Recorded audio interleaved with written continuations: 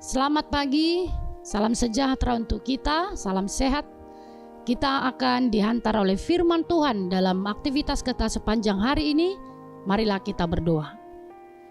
Kasih karunia dan damai sejahtera yang dari Allah Bapa dan dari anaknya Yesus Kristus menyertai hati dan pikiranmu. Amin. Firman Tuhan dari Injil Lukas pasal 21 ayat 3.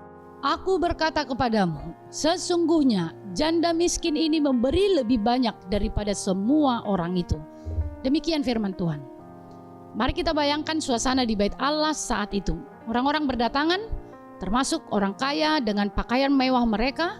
Mereka memasukkan persembahan ke dalam peti dengan jumlah besar. Mungkin diiringi suara gemerincing koin yang mengesankan. Di tengah keramaian itu, seorang janda miskin mendekati peti persembahan. Pakaiannya sederhana atau mungkin sedikit lusuh. Dengan tangan gemetar ia memasukkan dia keping uang logam kecil, 2 peser. Dan itu adalah nilai terkecil pada masa itu. Yesus yang sedang mengajar murid-muridnya memperhatikan adegan ini. Ia melihat apa yang tidak dilihat orang lain, yaitu hati sang janda. Yesus kemudian menggunakan momen ini untuk mengajarkan pelajaran berharga tentang memberi. Makna memberi menurut Yesus. Yang pertama, kualitas bukan kuantitas. Bayangkan jika saudara hanya memiliki 10.000 rupiah untuk makan hari ini, dan saudara memutuskan untuk memberikan 5.000 sebagai persembahan. Dibandingkan dengan seseorang yang memiliki 10 juta dan memberikan 1 juta untuk persembahan. Siapa yang memberi lebih banyak? Secara nominal tentu saja yang kedua. Namun dalam pandangan Yesus, saudaralah yang memberi lebih banyak. Yesus mengajarkan bahwa nilai persembahan tidak ditentukan oleh jumlahnya, melainkan oleh pengorbanan yang terlibat. Orang kaya memberi dengan kelimpahannya. Mungkin uang yang mereka berikan tidak memengaruhi gaya hidup mereka sama sekali. Sementara janda miskin memberi dari kekurangannya. Uang yang mungkin seharusnya ia gunakan untuk membeli makanan untuk dia makan hari itu. Ambrosius berkata, Tuhan tidak menilai apa yang kita berikan, tetapi apa yang kita sisakan untuk diri kita sendiri. Janda miskin ini memberikan segalanya tanpa menyisihkan apapun. Tentu ini menunjukkan ada pengorbanan sejati. Bayangkan 2 skenario. Seseorang memberi 1 juta ke gereja karena merasa terpaksa atau ingin dipuji orang lain. Kemudian seseorang memberi 50.000 dengan sukacita karena ia sungguh-sungguh ingin berpartisipasi dalam pekerjaan Tuhan. Menurut saudara, pemberian mana yang lebih berkenan di hadapan Tuhan? Pemberian yang berkenan kepada Tuhan berasal dari hati yang tulus dan rela.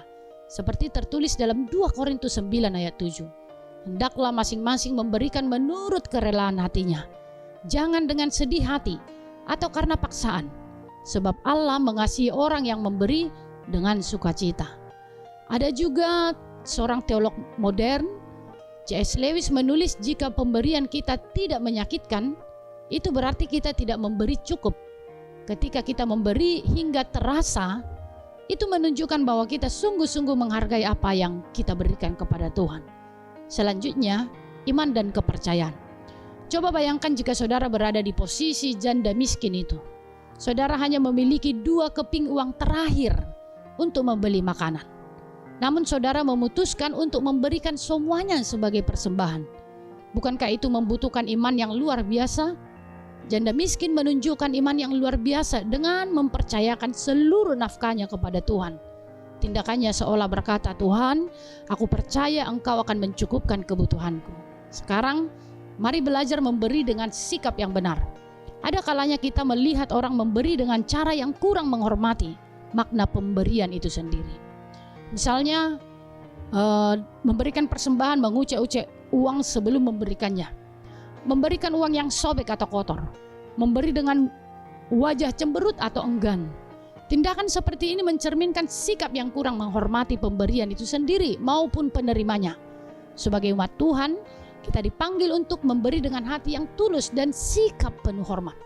Coba kita pikirkan, jika seseorang memberikan hadiah ulang tahun kepada sahabatnya, memberikan hadiah yang sudah rusak atau kotor, tentu saja itu tidak akan pernah kita lakukan. begitu pula sikap kita seharusnya dalam memberi kepada Tuhan dan sesama. Berikan yang terbaik, dan tentunya dengan sikap yang penuh hormat.